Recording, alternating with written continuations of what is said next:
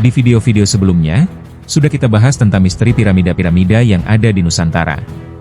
Namun ternyata, misteri di Nusantara tidak hanya terkait dengan piramida saja. Semakin banyak kita mencari, semakin banyak pula kita menemukan misteri-misteri dan keganjilan-keganjilan lain di Nusantara. Seperti tentang bangunan candi-candi berikut ini, sepertinya tidak dibangun oleh manusia. Maksudnya, manusia selevel kita-kita.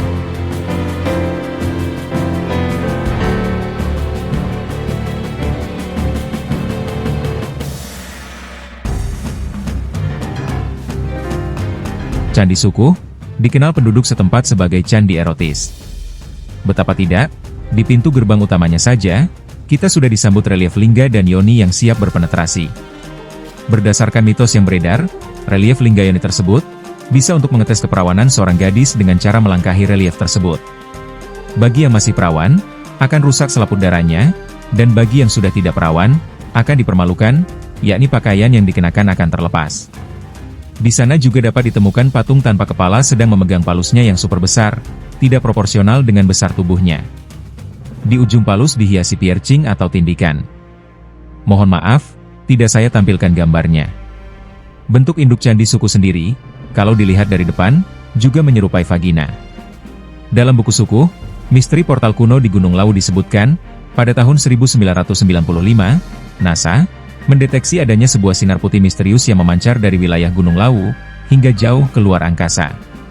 Setahun kemudian, NASA mengerahkan puluhan ahli dari berbagai negara, untuk melakukan penelitian di beberapa titik di selatan Jawa Tengah. Mereka berpencar di sekitar area Gunung Merapi, Gunung Lawu, Gunung Dieng, Pantai Parangtritis, dan sebagainya.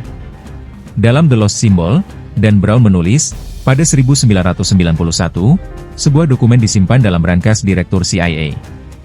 Kini, dokumen tersebut masih ada di sana. Teks tersandinya, antara lain menyebutkan portal kuno dan lokasi tak dikenal di bawah tanah. Dokumen itu juga berisikan frasa, terkubur di suatu tempat di luar sana.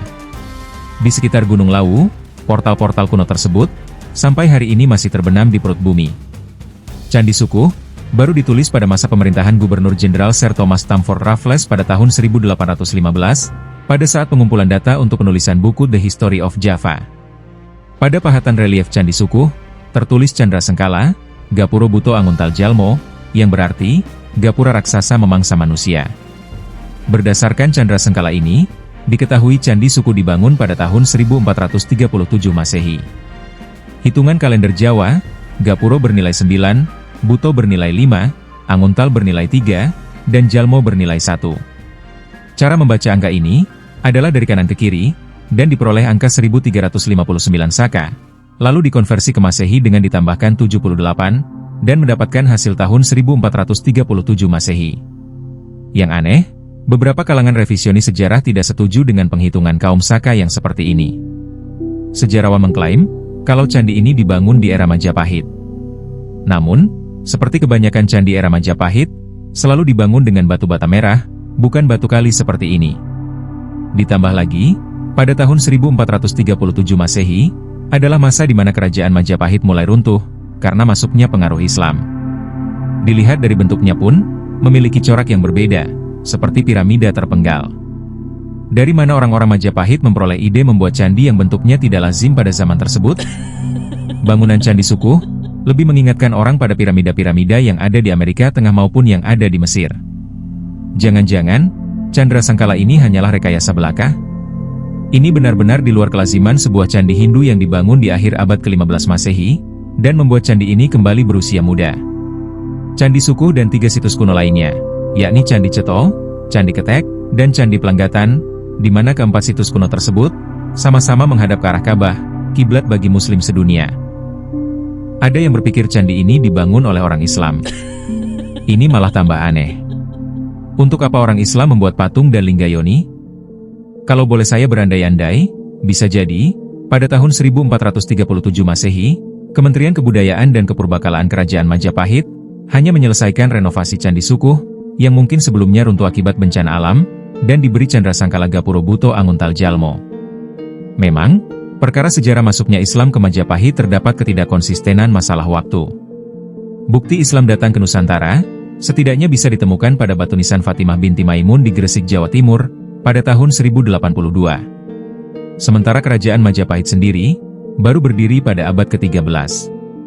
Rentang waktu ratusan tahun tersebut, tentunya Islam telah berkembang ke pelosok Jawa Timur, termasuk pada awal berdirinya Majapahit.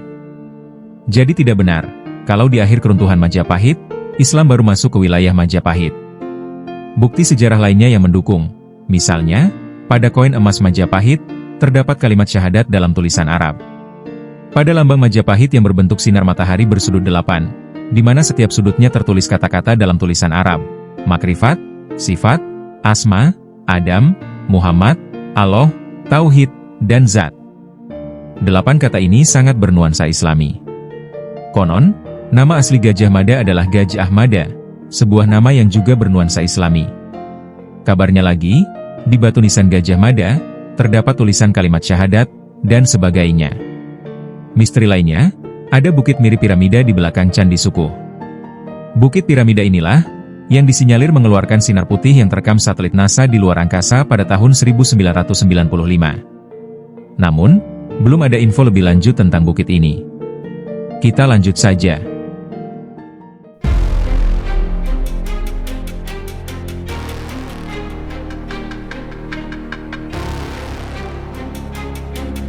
Penelitian di Candi Penataran Blitar menemukan kesimpulan yang mengejutkan, bahwa daerah jajahan bangsa kita ternyata tak hanya Nusantara saja, bahkan hingga ke Amerika dan Afrika. Beberapa relief aneh bergambar manusia dengan ukuran kepala yang besar. Lalu, tampak beberapa relief manusia yang tampaknya bukan dari bangsa kita. Misalnya wanita ini lebih mirip penduduk Afrika.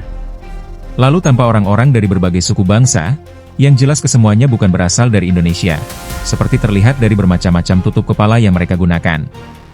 Menurut penelitian tim Turangga Seta, bahkan pria yang berdiri di sebelah kiri ini, adalah bangsa Yahudi. Yang mengejutkan, tampak relief geometris yang lebih mirip motif khas piramida Inka. Perhatikan orang yang membawa persembahan atau barang rampasan ini, bermata sipit dan wajahnya lebih mirip penduduk Cina, atau keturunan asli Indian. Dan klimaks dari ini, semua ditemukannya relief penduduk asli suku Indian kuno di candi kita. Tampak bahwa mereka tengah berperang, lalu mereka ditaklukkan oleh leluhur Nusantara. Bukti yang sulit dibantah kalau mereka adalah suku Indian, adalah adanya kaktus, tumbuhan khas Amerika. Tim Turangga Seta berpendapat, bahwa kekuasaan bangsa kita, mungkin jauh di luar Nusantara saja, bahkan mungkin bangsa kita sudah menguasai Amerika dan Afrika. Akhirnya kita sampai di Candi Pamungkas, sekaligus bisa dibilang piramida terbesar di Indonesia. Ya, banyak yang tak menyadari, bahwa salah satu keajaiban dunia ini, sebenarnya adalah sebuah piramida raksasa yang berukir. Ada pula pendapat, bahwa candi ini dibangun dengan bantuan dari alien. Jika dilihat dari atas, bentuk Borobudur tersusun seperti pola geometris. Hal ini mirip dengan fenomena crop circle, yang biasa dimaknai sebagai jejak adanya UFO dan alien. Ada beberapa relief mencurigakan di sini, misalnya relief roda terbang berikut ini. Perhatikan gambar relief ini. Di atas kuda dan gajah, terdapat dua benda aneh berbentuk lingkaran. Dua benda aneh ini, terlihat terbang tanpa tiang penyangga atau tali penggantung. Dua hewan ini juga terlihat sedang berlari, yang disimpulkan berada di lapangan luas. Jadi mustahil, jika dua benda asing tersebut menempel pada sesuatu. Penampakan UFO juga masih tergambar di relief satu ini, yang juga di atas kedua hewan tadi. Selain itu, ada juga relief yang disebut sebagai alien, karena terlihat memiliki telinga besar berbentuk segitiga. Relief itu, jelas bukan menggambarkan manusia. Sekian materi kali ini, semoga bermanfaat. Terima kasih sahabat cerdas kisah trending telah menyimak, jangan lupa share dan subscribe.